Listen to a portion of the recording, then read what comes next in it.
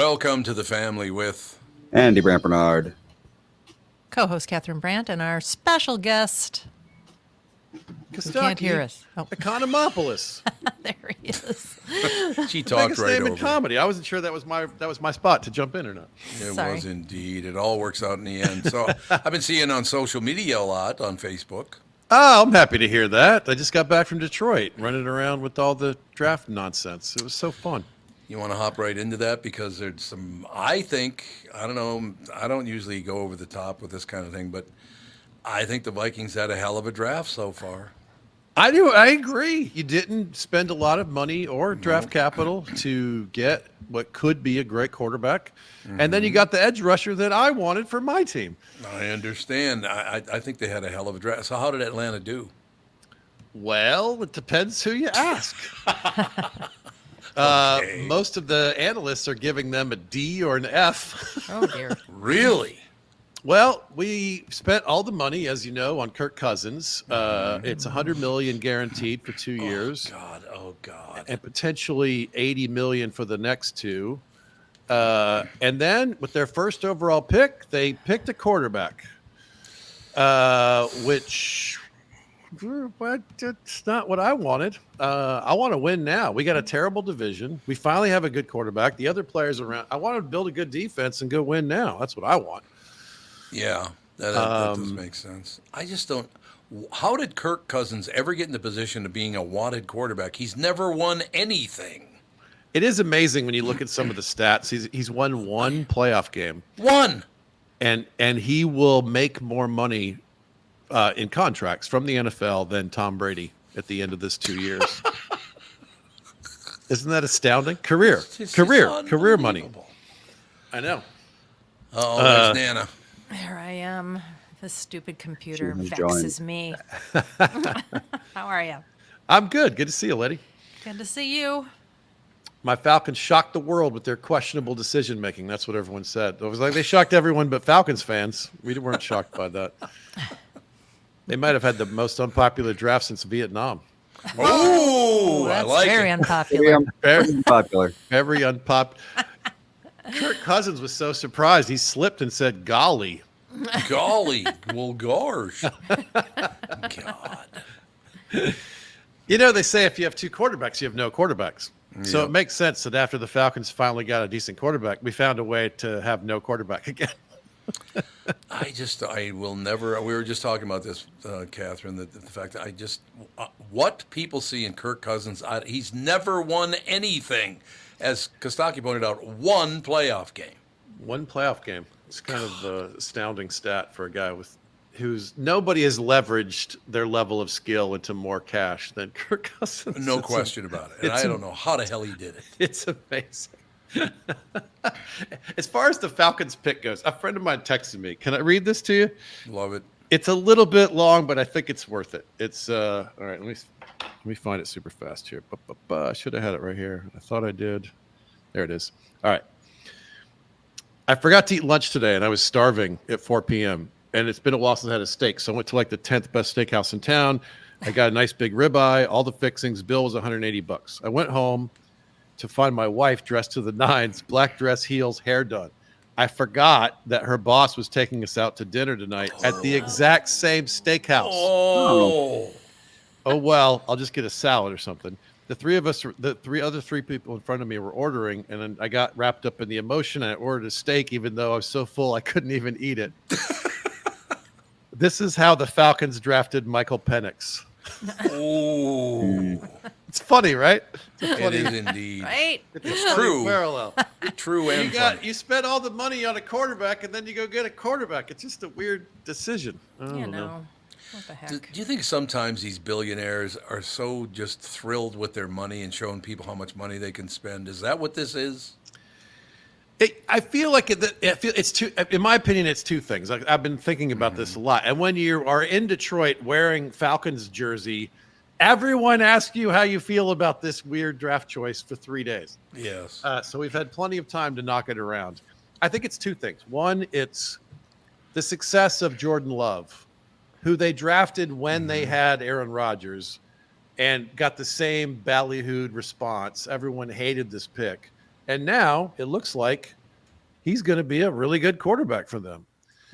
So I think the success of that storyline lends it. And then the other thing is the Falcons have had terrible quarterback play for 3 years, Yeah. especially the last two. I mean, literally not in the top 50 quarterbacks. So I think that in seeing that, and they still did okay. So I think in seeing that, their lesson to take away was we got to have two good ones. And we can work on all the other things, but we totally see what happens when you don't have a top 50 quarterback. So I think it's just recent experience just scared them into it, and I think they fell in love with this kid who's like he's got great passing skills, and he's like a quality individual, like he's a good dude, you know. So I think they just fell in love with the kid and the situation, and here we are. I don't know. Got an alarm just went off. You said a quality kid for an athlete. Yeah. So how did that happen? Yeah, there's a few that I think that's part of the reason they drafted Bijan last year. He's one of these. Yeah. He's one of these Kirk Cousins types who's like somewhat pious and puts his head down and works hard and cares about the stuff and says all the diplomatic things and does all the tape study and does the ice baths and he just does all the things. They like this kind of guy, so I can't blame him for that. Some of these knuckleheads are out getting DUIs and whatever. Yeah. Well, that's a very good point, actually. At least they behave. Right. There's actually a big story from 2 weeks ago. Tavondre Sweat, he's this big lineman kid. He got a DWI. He was a possible first rounder. Oh. So he saved $35 on the Uber, and he maybe lost $3 million on the contract. Oh, God. Oh. He went in second round. There's only a few weeks between the combine and the draft. Your only two jobs are not to drink and drive and don't beat up your girlfriend. Just stay home and just don't do anything crazy for a month, you idiots. Oh, he's 6'4", 362, Tom. Oh, my God. Think how much you have to drink to get a DUI. You got to drink a lot at that size. You're right. Really, I wonder, man? actually. Let's do the calculation. Oh, Andy's going to do it. Andy, Andy, with you got it. 0.08, right? He's That's gotta the do his bad one. calculation. 0.08. All right. 0.08 is the bad value. Okay, so What is how do you it? get 0.08 7 to drinks in that 2 hours? What's going to do it for this Oh. guy? calculator? That's Let's a lot see. of drinks. That's just slamming down drinks. It has to be. So you said 365? 362 is what this says. 362. Okay. 6'4". So if you started drinking 2 hours ago, let's see. I love that you could pull this up so quick. I know. It's great. No, I wouldn't even know where to begin. I'd be crying. 10 beers in 2 hours 10 beers in 2 hours just to get to 0.08. just to get to the bottom of the range. Yep, to get to the bottom of Okay. the DUI range. Oh my Yeah, goodness. it's, I don't know. Yeah, I mean he's in college. He's 362. That could be done. Yeah. Oh, It yeah, was you done. You don't get to 362 by consuming small amounts of things. What are you doing? You have 7 dudes following you around in your posse. Make one of them drive you home. What are you Yes. doing? It's just It's a so pride easy. thing. It's like, oh no, I can handle this. I can drive. Right. Ugh. It's just stupid, though. It's so stupid. I mean, it's unsafe, it's immoral, and it's going to cost you millions. Stop it. And Oh, it did, didn't Yeah. it? There was some billionaire down here out in horse country in Wellington, Florida. Oh, I remember He his was a name. billionaire, and he had used a driver all night long, went home, decided to go back out in his Bentley and killed the kid. oh. I mean, he had a driver all night long, and then he Yep. decides he's going to go out again. Like I'm Didn't he saying, run the him thing- over and didn't the car and the kid end up in the ditch? I think Like it in might a- have gone into in a one of canal. those canals or something. into It was a like canal. a horrible It's especially situation. egregious in the modern era when it's so easy to get a driver. Yep. You know? Yes. You got Uber, you got Lyft. Yeah. And the NFL will send somebody at any time to Yeah. anywhere. Most of the colleges have the same policy. They will come get you, no questions asked, whatever Yeah. you're doing. Yeah, there's something Ugh. called Sober Cab in Minneapolis, or I Right. think they'll go and get you anytime. Yeah, and then they'll even help you get your car the next day. And if you're really, that's so great. And if you're waiting to be drafted in the NFL, stay in your house for 2 weeks. Yes. Yeah. Well, Have yes. a party at your house and let your friends drive. Or just behave for 2 weeks. How about I that? know. 'Cause it's Ah. so hard. I got to throw a little thing in here, ladies and gentlemen. You know, that guy she's talking about that got back in his Rolls Royce or Bentley and drove over a kid and pushed him into a canal and killed him? Oh, You know who his best friend is? best friend. Minneapolis billionaire? No, No, he's Florida. in Florida. Oh, Billionaire. Florida. I don't know. Tommy Lee Jones. Oh, wow. Best friend. Catherine and I were in a restaurant one time, and Tommy Lee Jones and his wife were in there. And this about 16 or 17-year-old kid was really excited to get Tommy Lee Jones' autograph. As the kid was walking up, Tommy Lee Jones looks up, gives him a dirty look, and goes, "Yeah, I know, kid. It's wonderful to meet me." It's like, what? This is a little kid. What are you doing? God, what a prick. Was it? Yeah. Didn't Tommy Lee Jones room in college with Al Gore? Isn't Yes, that the that's crazy exact- connection? That's exactly right. That's Al. so random. Yes, it That is is. very random. I've got an Al Gore story for you. I went to see him speak when he was running for president in '87 at the University of Georgia, and there was a big line of him waiting to like greet him and say Oh, hi to sure, him and give him a high sure. five or whatever. And I was kind of in that row, and he had passed the section where I was, and I realized I wasn't going to be able to high five him. Mm-hmm. And I thought, this guy's going to be the president someday. If it's not this year, it'll be some year. And I reached over and I tapped him on the wrist just so that I had touched the guy. Oh, God. How old As were if you? to say, what time do you have? I was 17. There you go. There you go. Starstruck Costaki. Yeah, that's right. And it was Athens, Georgia, 1987, and they played an REM song. They were global superstars at the time. Oh, yes, sure. definitely. And he there was some, like, people used to say he looked like Superman, and they had a song at the time called Superman. So they introduced him to the REM song Superman. But what they didn't realize is that the lyrics were a little weird. And if I remember right, they go, I am Superman. And he's walking out onto the stage. And the next line is, you don't really love that guy you make it with now, do you? And then they cut the music. And Al Gore is standing there. Sorry. Really funny. Yeah, it's Oh my it's about a stalker actually. Is If it? If you go a million miles away, I'll track you down, girl. Oh, Trust me when I say I know the pathway to your heart. Yeah. Oh, wow. Oh yeah, Gosh, read the that's lyrics creepy. before you choose theme song. You might want to do some that. intern dropped the ball. Well, it's like it happens so often. It's like people will play what's the like infamous one, Every Breath You Take or whatever. Right. They'll play that at weddings, and that's also about a stalker. Yes. Oh, wow. So it's Yeah, I'll like, be watching you. yeah, I'll be watching you exactly. Yeah. Or like Born in the USA, they play as like a patriotic song. Mhm. It's like it is patriotic, but only in a very specific sense. You know.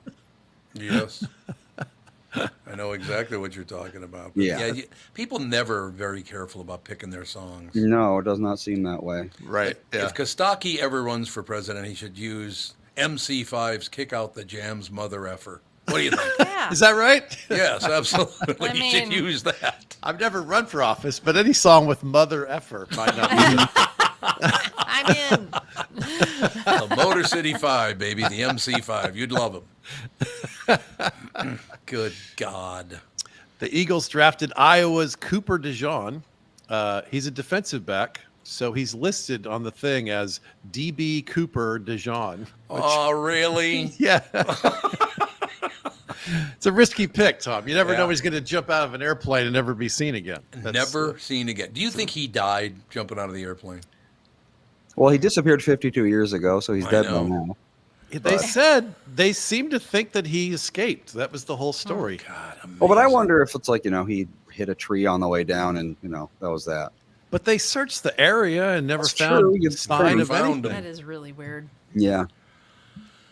Oh, well. Yeah, I don't know. Jerry Jones said the Cowboys were all in on the draft, and he said they were going to go all in on free agency. He keeps saying they're going to go all in, but they don't go all in. Right. Wait, is this a Cialis commercial? What's happening here? Hey. Oh, see? Little filth from Costaki. A little. You gotta have a A little. little. It's tradition. It's tradition. The Broncos traded for Zach Wilson. Good luck. If I want a broken jet, I'll call Boeing. Huh? Oh, that's cold. It's only killed about 55 people now, but other than that. Oh, man. God. The Bills are putting 25% of their team up for sale. Boy, I hope it's the part that sucks in the playoffs. I mean, like every year? That's the part they should sell. That's the listing they got. The suckiest 25% of our team for sale. Yeah, yeah. Inquiries welcome. You know what's really unfortunate about that? The Buffalo Bills had a win in a Super Bowl right in their pocket, and their field goal kicker missed a field goal. Yeah. And unfortunately for that guy, his name was Scott Norwood. Yeah. But his name became Scott Norwide. Right. Because he missed the field goal. You'd have to leave the country at that point, I think. I think I You'd would. be like the guy who ruined your Super Bowl chances. You'd never be able to go out in public again. Or else you'd have to like leave, the area where no one gives a crap about the They Bills. should do a documentary about him. He's like a case study in how to survive, Yes. life's most challenging failures or whatever. Oh, It's got to be, especially a team that was so thirsty for a win and still all these years still hasn't gotten one. yep. You mean like the Vikings? You mean like that? Yeah, like the Vikings. Yeah. 4 Super Bowl appearances, no wins. Well, that was Atlanta, wasn't it, where our Gary Anderson missed the field goal. Otherwise, we'd have won the game. Right. That was against That's right. Atlanta, I think. And that was a good team, too. That was the team. It was. That was the Randy Moss, Chris Carter. Yep. Yeah, that was a really good team. Chris Carter, what a pleasant human being that And man is. Atlanta went on to get destroyed by peak John Elway in the Super Bowl. Yeah, that's John Elway. He was something else. Did you ever meet him? I never met him, no. I did meet Dan Marino and some of the other guys, but Very nice guy, not too. Elway. Elway, I was shocked at how big he was. Right. I mean, he's got huge shoulders. I mean, that guy's a big guy, man. Yeah. But matter of fact, he was coming to Minneapolis to play in the, I don't know, it wasn't the Super Bowl then. Maybe it was the Super Bowl, because I ran into him in the airport, and I mean, he was like twice my size. He was huge. And the other thing you notice when you meet these guys, whether they're physically tall or not, on almost all cases, when you shake their hands, their hands just like envelop your little paw, Baseball mitts. Yeah, these guys have big hands, and that's why it makes sense to me when they actually measure hands at the combine, and sometimes that becomes a storyline for the quarterbacks. Like, oh, he only had 9 1/4, whatever. I don't even know what the stats are, but some of these guys they're different humans, man. They're so big. Well, Adrian Peterson was notorious. He was not famous. He was notorious. And I actually did it one time. It was a big mistake. He would literally try to crush your hand when he shook hands with you. I mean, not just squeeze hard. He would literally try to hurt you. Nice It's like, guy. what the hell are you doing? So it's memorable. Oh, it was memorable, all right. It hurt like a son of a bitch. I thought, man. Yeah, he had a strong grip. Let me put it that way. Very strong grip. So this week, we broke a record. This was the first time that in the first 12 picks in any NFL draft, we had 6 quarterbacks taken. Yes. And there's only one other time that 6 quarterbacks were drafted in the first round in NFL history. And we've already referenced it. It was 1983, and the number 1 overall pick that year was John Elway. No, there you go. And we had a couple of other names that weren't so big, but also in that draft, Jim Kelly and Dan Marino. Really? Yeah, that was the famous 83 draft. So it had 3 of the biggest stars the NFL ever produced. God, that was 41 years ago. Yeah. And Marino was last of all these guys behind Yes. Tony Eason, Ken O'Brien, and Todd Blackledge, among others. There you go. Crazy. And then, go ahead. Reason for that might be because he was at Mayaku one day, Dan Marino was. So I ran into him there. He was not a very big guy, and I think that hurt him. He didn't pass the eyeball test. Yeah. Yeah, he's not a very big guy at all. He's not broad-shouldered. He's not very tall. So that might have hurt him in the draft, I would think. Yeah, right. at a time when they're, the analytics and everything were a little less sophisticated, and it's about eyeballing a guy. And Right. Well, he had a good career. he sure did. Yep. And apparently in the documentary about this draft year, there was some buzz at the time. There's some rumors that he had some drug issues. I don't know if those were fair or reasonable, but that's part of the reason that he fell in the draft. That I did not know. And he also had, like, the year prior, he had a better year. Like the more recent year was a little flat, So the other record that we had this year, this is interesting. In this week, USC jumped Oklahoma as the college with the most number 1 overall picks in the draft. Really? Yeah. So USC, this is an interesting list. It includes O.J. Simpson, Keyshawn Johnson, Carson Palmer, and Caleb Williams. So that's some huge names. And it's interesting because Caleb Williams played at Oklahoma a couple of years ago, but they don't get credit for it, or they would now have 6. Oh, really? Because Why don't they get credit for it? he 'Cause transferred out. Yeah. and he came out of USC to the NFL, so they give USC credit for that. So it's a little bit of an asterisk. Anyway. I understand, but God, I remember when OJ was with USC. All eyes were on him that whole time he was at USC. Right. Sure. Yeah, he was a big star, man. And his family was way ahead of the time. Do you know what his father did one time when he went to see his son play at U? Because he was from San Francisco, or that area anyway. But what did his father do when he went to see a game of his at USC? What did he do? Came dressed as a woman. What? I don't think very many people know that story. His father was a big-time cross-dresser, apparently. I mean, like I said, I don't give a rat's ass. You want to cross-dress, good for you. But I guess he actually showed up at least one game and maybe more dressed as a woman. Oh, man. In that era, that's pretty bold. Oh, that's very bold back in those days, exactly. Now, I'm sure nobody give a rat's ass. And it's not that anybody cared anyway, but I don't think most people knew it was him. Right. So, whatever. Good for you, Pally. We lost OJ since I talked to you guys. Yeah, he died finally. Good riddance. Yeah. Well, That's real good riddance. interesting Sorry. legacy. Kind of a murderer, Kind of, yeah. Kinda. Slaughterer. Not only murder, but slaughter on top of it. Jesus. The good thing about OJ going to hell, he's reunited with his entire defense team. That's a very good. You've been saving that. Yes. That's right. Waiting 40 years for Yeah, that. we 40 could years to use Start the that. appeal right away. It's nice. Yeah, that's so sad because he was loved by America. He sure Oh, was. yeah. I mean, the Hertz commercials. Oh God, did you see the latest Hertz commercial He with was OJ? the guy. He was. Naked Gun, he was a gigantic football star before I was paying attention.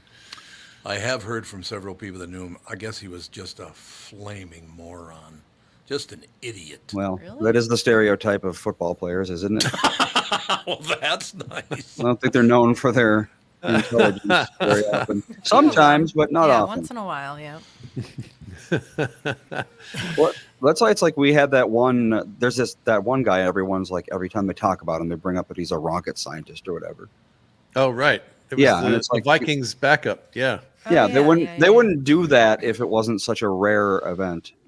Right. Like, this guy went to college and he actually attended his classes.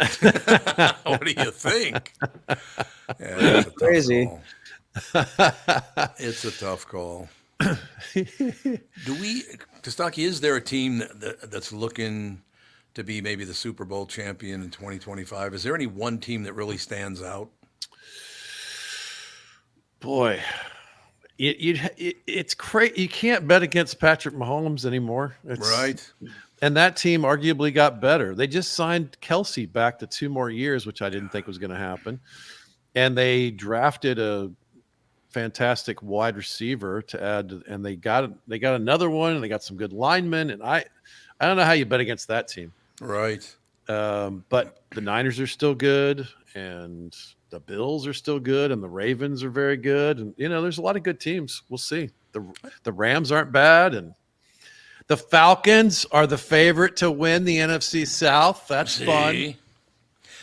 What's so amazing is that you just talked about 3 different generations of football, and the same teams are always the ones at the top, like San Francisco, like Kansas City. I mean, you go down the list. It's that I first found out about that, the mid 60s. I guess I was about, well, it's probably late 60s. No, late 50s. No, it would be in the 60s, wouldn't it? Let's pick a decade. Because the Vikings came along in 61, I believe. That's when it was, when I was 9 years old. So, yeah, I mean, it literally, honest to God, those teams have always been winners. San Francisco's had a rough go, but now they're coming back big, are they not?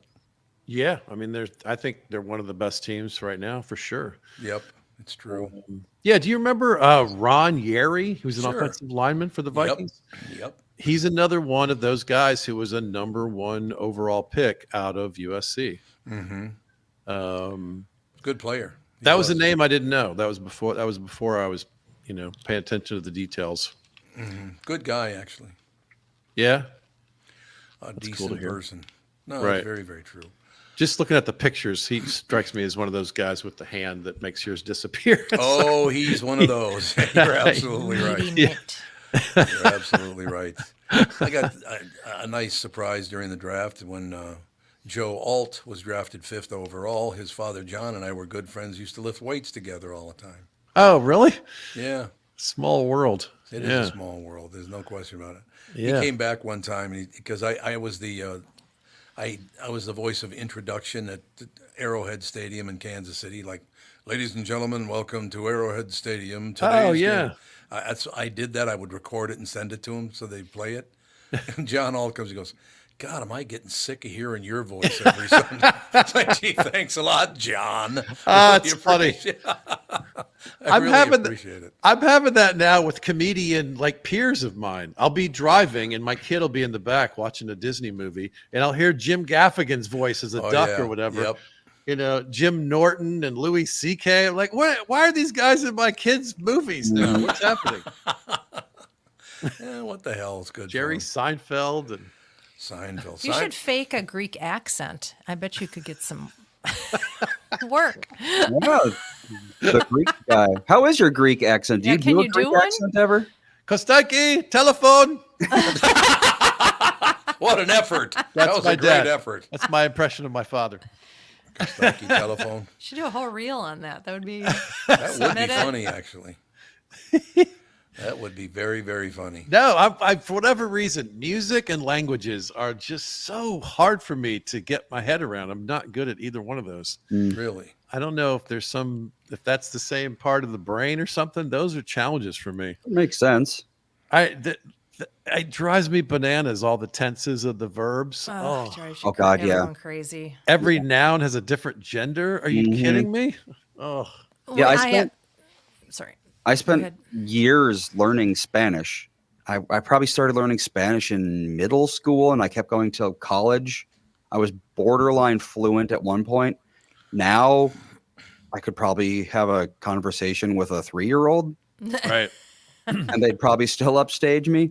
Right. So it's They would like- make it's- fun of your accent. And, It's right. so much information, and your brain just cannot keep it unless you use it all the time. Like, Yeah. if you went to Greece and Right. lived there for 5 years, you'd probably be very good at speaking it.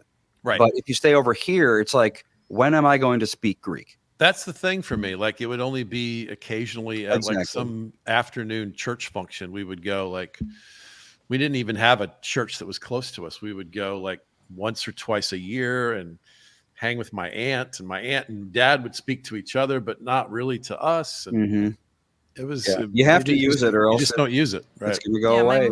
my mother grew up speaking Yeah. another language, and she didn't learn English till she was in like middle school. Yeah, technically, English was her second language. It was, and when she got to be, I don't even know what age, maybe 65, I'd ask her what this word meant or whatever, and she'd look at me, and she's like, I can't hardly remember any Bohemian anymore. Yeah. And It's I was like, interesting to really? think that you can lose your first language. That is hard to believe. Yeah. Because you think of it as like an ingrained, attribute of you. Right. Yeah, and then But I no, do. if you don't use it, it's going to go away. But some people, their native tongue sticks with them, and they're still translating in their heads many, many years later. Right. It's interesting. Well, it Yeah. helps. A lot of people will think in their native language, Yeah. but speak in their second one. Right. It's so Like weird. I think Right. Tino says he does that, Tino right? does that. Yeah. He thinks in Italian. Yep. So, of course, he's going to keep knowing Italian because that's how he thinks. And he hasn't lived in Italy for a million years, and he still has a pretty heavy accent. Really. Since he was 12. 12. He left Italy in 12 to play professional soccer in Montreal. Oh wow. Yeah. 12. Yeah, accents, they don't leave you unless... Yeah, it's interesting. My dad lived in the States forever and had a pretty thick accent. It wasn't a problem for me, but he would occasionally, he was a college professor. He would occasionally get some drops on the first day. Kids would can't- come in, Mr. Yes. Economopoulos. No, thank you. We've all had a college teacher like that. Yeah, I What can't the listen hell to are this you guy. saying? Right. And he would think in English and in Greek. It depended on the situation. He would have dreams in English or Greek. The one thing he never could get away from was all the math of his whole life was he kept it in Greek. He couldn't Yeah. do math in Oh, English. I would. Well, that Doing makes numbers sense. is that's hard. I don't know how you make a transition from like anything Asian. I don't know how you could possibly the language. There's no alphabet in the traditional way at all. No. I don't know No. how you. That's just such a different way I of think seeing. you just have to do immersion. Yeah, It's the only way absolutely. to do it is to listen to it. Yeah, over and I'm over. dabbling in Japanese, and there's absolutely like the writing system. I'll never know it. I've given up. Like the basic ones, the kana, that's pretty easy. But all those symbols, like what people think of as Chinese symbols, there's tens of thousands of them. I'll never know them, and I have accepted that. It's just it's Japanese people. There's how like we have spelling bees over here, and people say like spell this incredibly difficult word. In Japanese and in China, they have writing bees where they'll say a word and they'll say, okay, now write that word. Oh, And it's like, how they learn it's it. something that grown adults have to study to do because every single word has its special symbol. And if you don't know the symbol, you just don't know the symbol. Wow. Yeah, it's so bizarre. And I don't even know how people know all these things. Right. but we speak to a lot of Spanish-speaking people here in Florida.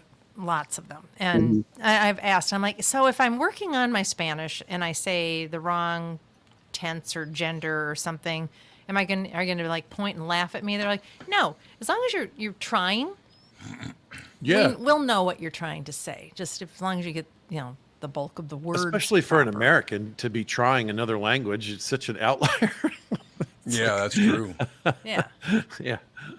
Well, down here it would be very helpful because almost everybody in the is service true. industry speaks Spanish. Right. Yeah, that's one of the things. It's like when we first started going down there. Well, not first, but like probably about 10 years ago, you would be like, we'd have someone over and you'd say, Andy, what is he saying? Or can you tell them this? But I couldn't do that anymore. Right. No, that's It's true. all gone. Oh, well. All right, Tim so we Lammers have Tim is with on- a question for Kostaki. Yeah. Oh, Yeah, here yeah. we go. Oh. Kostaki, have you? What you need to do is get a hold of Nia Vardalos for one of her Oh. movies. Have you ever talked with her? I had dinner with her once. she's buddies with Caroline Ray, who I used to run around with back in Really? the day.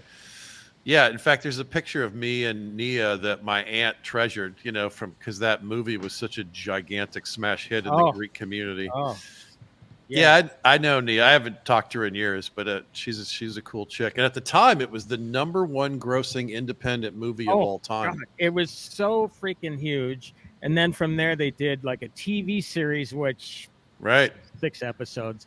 And then they did 2, like 12, 13 years later. And then finally she directed and wrote 3. But I got to know her when she came through Minneapolis for the first one. And we pretty much talked on every one of her films ever since. So the next time I know, I'll drop the name Costaki of Minneapolis. There you go. Hey, we got to get Costaki in Greek 4 or the next Greek movie there is. Yeah. I like this idea. It's a hell of a brand she built. Oh my God, she's terrific too. Such a nice person, and you know she produces that with Tom Hanks and Rita Wilson. I think more involved with Rita than Tom. Right. But it's Playtone, Playtone Records in that thing you do, but Playtone Films or movies, one of the two.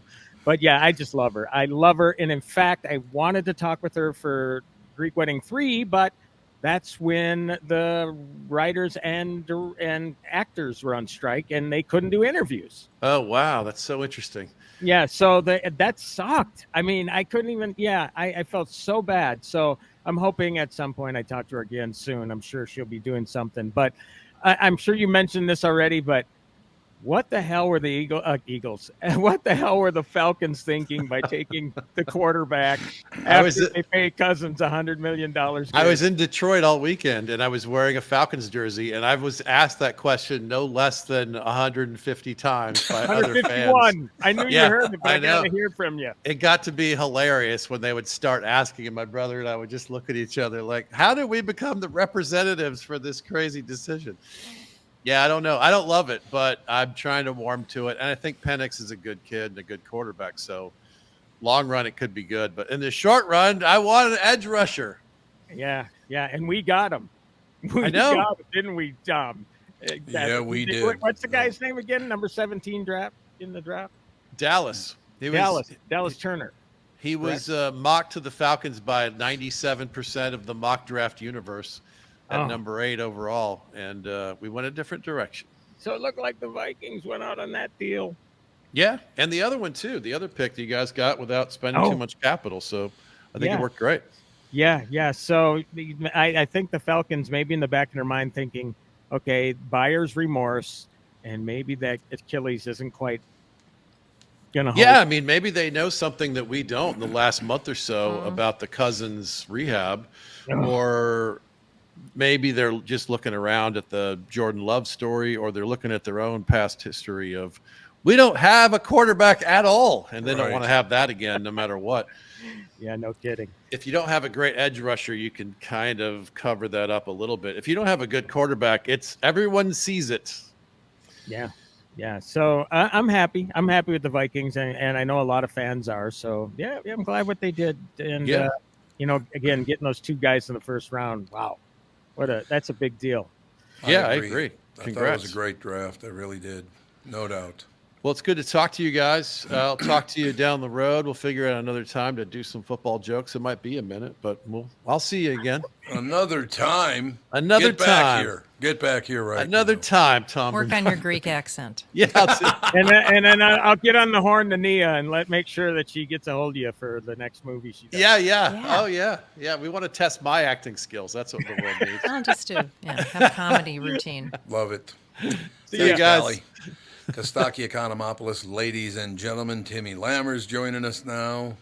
What's the latest? Well, I heard I heard he mentioned Gaffigan. I talked to him, mentioned you guys. First thing he asked me was 612. He goes, "Are you in Minnesota right now?" And I said, "It's the 612 number, isn't it?" Because it was a phone call, and that's where he knew it from. And then, of course, he obviously says hello to all you guys. Hopefully, you can get him back on the podcast soon. That'll be Andy. What was it? What was that poster he gave you? What did he write on it? Something like, "Congratulations on getting out of prison." Yeah, it was kind of like Kitty showed up. She just hops up on my lap here. Her name is Mari. She's a friendly cat. The other one, Sushi. This is calamari, by the way. Oh, there you Mari go. for short. Now she's gonna do it again. Come on, hop up. How fishy. Yeah, she's so incredibly friendly, and the other one's like, get the hell out of my face. Yeah. Leave me alone. We're I gotta not- mention before we move on that Jim Gaffigan is one of the nicest guys you'd ever want to deal with. Just a Oh, very yeah. pleasant guy. Well, one thing I mentioned to him too, and what was great about it, it's not like the morning zoo where you're trying to get him to be funny or whatever. Right. He's very serious about what he does, especially with the acting. And I don't care about that. It doesn't do the readers any good for him to get me to laugh by telling jokes. I mean, Right. it doesn't translate in an article. So I was so glad that, he was really, not deathly serious, but, serious. And then of course we talked about it the same morning that I talked to Gaffigan about the fact that Philip Seymour Hoffman and you, man, I mean, you guys there's some parallels there. And I mentioned that Most Wanted picture that he did with Hartnett, and how he wants to do more serious stuff. It's just that obviously studios or whoever, they see that one guy. Yeah. And once in a while the independents will come around. It's like, you know what? I mean, in this movie, in Most Wanted, it's a smaller role, but there's a scene in the beginning where he's like a drug dealer or something, something totally that you wouldn't expect. And he's frightening.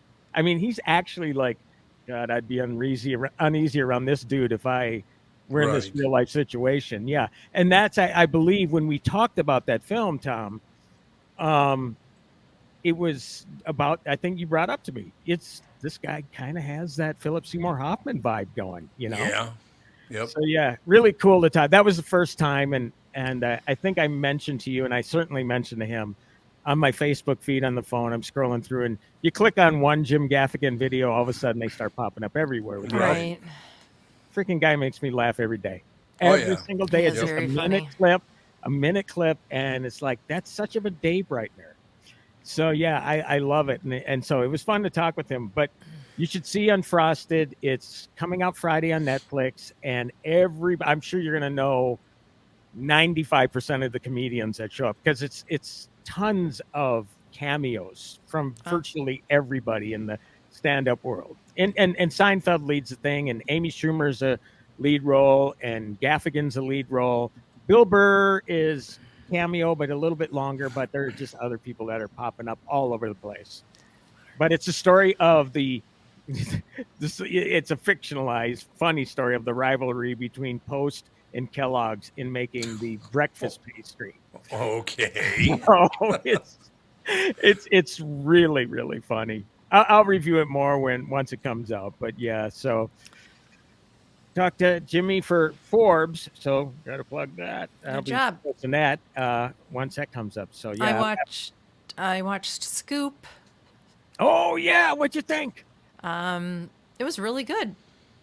Have you seen the real interview yet? No. What you need to do now is go on YouTube. It's 43 minutes, and you think, oh God, that's too long, but it's fascinating. I actually watched the real interview with Emily Maitlis and Prince Andrew right before I watched the movie. Okay. And the recreation of it is uncanny. I mean, the guy, Rufus Sewell, who plays Prince Andrew, it's his clone. Really? So watch that, and then you can get a sense of just how spot on the recreation of that interview was. And Gillian Anderson was terrific too, as Emily Maitlis. Yeah, she was really good. But what did you think? I thought it was a really good movie. It was. I don't understand. I mean, if somebody would have given him some advice to just apologize, just in general, he could have. Yeah. That interview could have saved him, but he just absolutely refused to to say he was sorry about anything. I mean, you could at least say, "I'm so sorry," but Yeah. I thought this guy was my friend. It turns out he was a terrible person, and what he did to these people is terrible. He just should have said stuff like that. And then he throws Ghislaine Maxwell's name in a bunch of times about how he was friends with her. Well, she was a socialite, a British, a London socialite. That's how she came up. So a lot of people did know her before. How she ever got involved with creepy Jeffrey, I don't know, but well, again, and the great part about this particular film was I talked with Gillian Ford and Billy Piper, who played Sam McAllister and the real Sam McAllister, which was really cool because she was the producer that secured this interview. And the biggest question that eludes her to this day is why. Right. He is a guy that didn't have to do that interview. He went to Queen Elizabeth II, to Mummy, And apparently he was Mummy's favorite. Yep. And she said, well, I'll leave it up to you. And he did the interview thinking maybe that I'm smarter than these people. Well, I think But that's the also, only logical explanation why he Yeah. would ever do it. I'm gonna outsmart them. well, that the accusations had been following him around for years and years and years, and it was preventing him from doing a lot of stuff that he wanted to do. And So I then think he thought maybe this would redeem him. the pictures with, I mean, the camera. And these days with Photoshop and AI, it's frightening. But the camera back in those days, it never lied, right? And No. he couldn't deny it. And the other telling sign that this guy's life was in the dumper after that interview. How many times did he say, "I don't recall"? It was like he was on the Yeah. stand. It was like he Right. was on the stand. I Yeah. don't recall. He wouldn't deny anything. It just, I don't recall. It's like, dude, what? He conceivably could have just gotten up and walked off. Now, would that have implied guilt? Absolutely. Yeah. But why dig yourself deeper? Which is exactly what he did. It was crazy. It's I don't give a rat's ass about royal news. I really don't. I feel horribly for Kate Middleton. I really do. I feel for Yes. her. I feel Yes. for her family and her children. But as far as this, well, there's a picture of them going out to eat. Now, who cares? Right. But I did find this movie really, really fascinating just because of the whole, again, I don't know, what do you call it? Arrogance, or whatever. This whole thinking that I'm going to smart these people, or whatever the reason, whatever the hell he did in coming into it. It just made no sense at all. It didn't. And then I also, because I flew a lot, so I was watching, Yeah. watching. So I watched the Barbie movie finally. Oh, yeah. Yeah. Thoughts? Uh, Yeah, I mean, it sounds was about right. for what it was. It was well done. It was well done. I mean, the whole Yeah. they did a little too much smash the patriarchy, speeches for me. It was just like, oh my god, such Well- rubber stamped crap. But Yeah. it was. I mean, and then Ken trying to gain control, and it was like, oh my god, whatever. Yeah. But And it was the cute the irony- way they did it. The irony is that Ryan Gosling gets nominated and Margot Robbie doesn't for an Oscar, which was, Oh God. people were, that's the whole thing about the Oscars, that people lose their freaking minds. Conspiracy, because it wasn't nominated for director and it wasn't nominated for best actress. And, it's going to happen again next year. And I told the guy that brought me on board to contribute at Forbes, I said, it's probably too late now, but when the nominations come out next year, there's going to be controversy again. And I finally get the opportunity to say, and this isn't my thing, this is Bill Carlson, who told me this a long, long time ago. They're not collaborating as one body and developing a conspiracy theory to snub people. For all we know, Greta Gerwig lost a nomination by one vote. Margot Robbie lost by one vote. Somebody Right. else snuck in. It's not some grand conspiracy, but people thought it was like, well, the Academy's corrupt and all this sort of. No. They don't reveal the vote totals, which is probably smart, because if they start doing that, then there's going to be people saying, Right. fake election and we want to recount and all that kind of stuff. Yep. But that really is the truth behind everything. If the Academy says, even if they came out and said, well, you know what, you're accusing us of being bastards and everything, but the truth of the matter is, Margot missed it by two votes. So they probably shouldn't say who got in ahead of her, but it's a stupid award. I'm sorry. Mm-hmm. It- No, it you're means- right. Word. I mean, yes, it's prestigious and everything, but when I say stupid, I mean in the grand scheme of what the hell's going on in life and everything. Come on, man, don't waste your energy on something like that. Really, you just can't. There So are two things from the audience. yeah, One, happy birthday, D Hart. It's his birthday today. Oh, happy Happy birthday. hmm And two, Mike from Blaine would like to know if you have seen Immaculate. no, I have not. I've seen a very similar movie to it though, and I want to see Immaculate because it's just amazing. These movies came out. The First Omen. Yeah, it's all kind of like we're going back to that whole like spooky Catholicism thing, With- aren't we? Yeah. Within a couple weeks of each other. Mhm.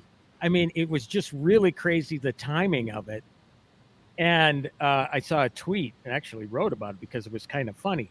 The guy who directed, and I think he might have written Immaculate, he tweeted out the Russian version of the poster, and it had the words Omen and Immaculate Ah, translated in the title. It's like, what the hell here? So inadvertently they're promoting the first Omen when in fact they're trying to promote Immaculate. But the way the Russian poster was interpreted was Omen Immaculate or something crazy like that. I heard that there's a pretty gnarly scene in it, and I don't know, maybe ask Mike from Blaine if he's actually seen it and he could tell me. But these are hard R movies, and it gets really, really bloody and gory. I like horror movies. I love jumping and all that sort of stuff. But this isn't a slasher, the first Omen, but it's gory, and I want to have a hamburger afterwards, right? I don't want to avoid putting ketchup on my hamburger before Right. that part in the movie. Just, oh my God. Well, order it plain. Yeah, so I will see it. I will definitely see it at some point. And Sydney Sweeney is in it, and she's like one of the big shot actors of the moment. She's from the show. What the heck is that show? Euphoria. And so is Zendaya. And I said this last week to Tommy, Catherine, and Andy. I really liked Challengers, the tennis movie that she's in. I mean, It's a really, really good movie. So if you're going to see a movie in theaters, that might be one. Really? Yeah, it's it gets weird in places. I'm not going to skirt away from that fact, but provocative, I guess you could say, because it's a provocative romance / sports drama. Oh my! But the tennis stuff, for somebody who hasn't been on a tennis court for probably more than 30 years, I did enjoy playing when I did play. Never in a competitive deal like high school or nothing like that. It's fun. Mm-hmm. It's a lot of fun. And, you don't even have to have a basic understanding of what tennis is about to really get into this movie and see the way that is so creatively shot.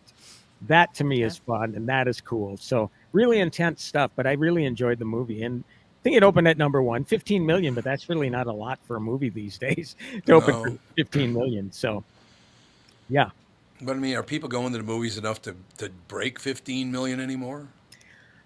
Well, they will be this weekend once we start with The Fall Guy. Okay. Friday is technically the open of the summer movie season. Oh, okay. One other thing to note, I will be talking with her this week, hopefully tomorrow. Anna Hallberg, whose father is Marsh Hallberg, in the Twin Cities, lawyer in the Twin Cities, who knows Bob really well, etc., on his show quite a bit. She co-directed the movie Tarot, which is a horror movie. And so that's going to be a lot of fun. So looking forward to that as well. So hopefully, it's going to be like a counter programming sort of thing, because The Fall Guy, that's Ryan Gosling. That's Barbie Oscar nominee Ryan Gosling. You know how they like to play that stuff up. Oh yeah. And Oscar nominee Emily Blunt, Hannah Waddingham from Ted Lasso. Yes. Have you guys watched Ted Lasso? No. I watched a couple of episodes of it. It was okay. Tom did not like it at all. Couldn't get into it. And no, I couldn't either. When the first time I talked with anybody about it, it was Paul Douglas is no longer doing the show with Jordana Green on CCO, but that was in the afternoons. Oh, okay. And it was just Paul that particular day. And I said, this is a show that if it were on network TV, I'm talking about Ted Lasso, that would probably be canceled in a week. That's how entirely unimpressed I was with Ted Lasso. No, I agree. Now, maybe I completely missed the mark on this one, because I don't know if I tried again. I watched a couple episodes, but it just seemed kind of hokey and corny to me. It's exactly why I didn't like it. It was too corny for me. But from what I understand, the people that love it, it's because it's a very, very positive show. Yep, Alex Yeah. loves it. Yeah. And Yeah. so, look, I'm all for that. I mean, I wouldn't be, you know, doing what I'm doing. I mean, there's so many ups and downs in this business. Yeah. You have to be positive about things. And so, believe me, I love that sort of story. I just didn't get, he's an ex-football coach who he's hired to do, basically, they Soccer, hired him yeah. to tank the soccer team, right? Mm-hmm. Kind of like the plot of Major League. Remember that one? Yep. Absolutely. Where they hired the manager to tank the club. Right. And so it's like, okay, so not only did it seem dorky and unfunny to me, it was like, it's not exactly original either. So, yeah. Anything else you're watching now? New? I watched 3 episodes of the new morning show, that Apple production with Jennifer Aniston. I really liked the first 2 years, but this year I do not like it at all. The writing's terrible. The writing's just terrible. What like- are they tackling this year? Because the first year was the whole smarmy former co-host of a certain show on NBC. Yeah, Dave Carell was Steve Carell. Steve Carell. Steve Carell. It was really. He's very good. He just is. I think he really he's just good in stuff. And now that he's out of it, I just don't know if there's any characters that are all that interesting. I mean, Jennifer Aniston is Jennifer Aniston and everything. Was Carell in season 2? Because I only watched season 1. He was in season 2. Yeah. Okay. Yeah. Again, he's gone. going back to a guy who everybody pigeonholed as funny in The Office or whatever, give him the chance, and he shows you what he's made of. And he did a movie called, I want to call it Foxfire, something like that. Fox something. He was a wrestling coach who was, I have to look this up because it's a great movie. And that was a serious role. And then he did the morning show, and Foxcatcher is the name of it. Oh. He is a real guy. And Channing Tatum, in one of his standout roles, I can name him on half a hand. Okay. This is the log line, as they say in the business. U.S. Olympic wrestling champions and brothers Mark Schultz and Dave Schultz join Team Foxcatcher, led by eccentric multimillionaire John DuPont. Oh. And I'm pretty sure, it's based on a true story. Foxcatcher. Look it up. Wait a minute. Did we watch that? Is that the one where he drives a tank around the farm and all that? He Because I guess might. in real He's life got- that did happen. Yeah, he's basically has the I team, feel like the we saw Olympians, that. train on his facility. It's been 10 years, so it's been a long I time. think we did We watch did, that. yeah, Now we that did. you're talking about it, I'm like, oh Yeah. man, we did see that. And forgot to about me, it. that was like the first real time that I can remember that, you know what, this guy he was frightening. He was so good in that. He Yeah, was he's frightening. And so to see him with that whole creepy vibe, and just again, talking about people that are so arrogant that they're oblivious to all the inappropriate things they're doing. good. Right. He plays that kind of character in the first season of the morning show. And another guy in that normally is funny, that came off as really creepy in season 1. And I'm sure, Catherine, you're going to totally agree. Martin Short Yes. plays a creepy, inappropriate Yeah. movie director. Yep. And Really? it's like, I recoiled at watching Martin Short Yeah. be this guy. Yeah. It was Yeah. like, that's what I love. That's what I want to see. I want to be surprised by you people, and that's what's fun. That's what's fun about Gaffigan doing the serious stuff. It's just Yep. fun. I Fun as a understand. viewer to see him do something new. All right, that is going to do it for this Tuesday. Any closing words? I just noticed it's 10:48. I blab like a madman. Sorry about that. I get all excited about this stuff. It's so Exactly. much fun. Fun to talk to you guys. I'm glad that you like to talk about your work because if you didn't, there'd be a problem. Kind of boring. Imagine me coming on. Work everything sucks. I hate everything. Life sucks. No. Positivity. Let's bring that positivity into the world because God knows we need it. You know? Yes, we do. So there you go. All right. Well, Andy and Catherine, we'll see you next week. And Tommy, we'll talk Friday. Sounds good, Pally. Right, thanks very much. Ladies and gentlemen, that is going to do it for today. We'll talk to you tomorrow. Bye-bye.